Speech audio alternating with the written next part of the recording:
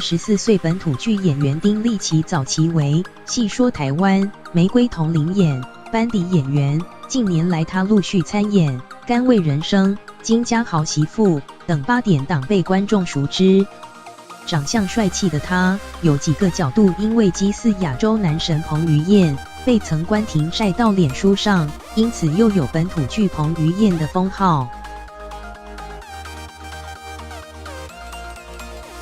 不过，经常演反派的他，现实中竟刚好相反，曾遇上恐怖情人被家暴、控制，对方甚至因为吵架而自残。据苹果报道，丁立奇15年前刚出道时，因为拍戏认识一名长相漂亮又亲切的前辈，两人越走越近，开始交往后，他才发现对方判若两人。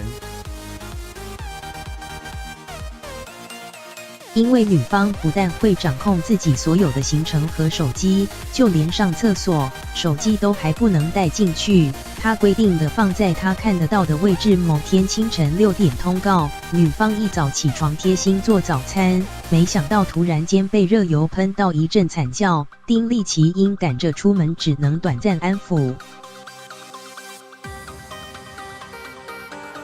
没想到当天收工回家后，女友便和他继续吵，吵着，突然间他一拳打破镜子。更夸张的是，他竟然捡起地上破碎的镜子，直接往手腕上一割，当场血流如注。后来丁立奇才发现，女方手上割腕的痕迹竟跟男性手表表带一样宽。而且只要不如女方意，丁立奇被殴打也是家常便饭。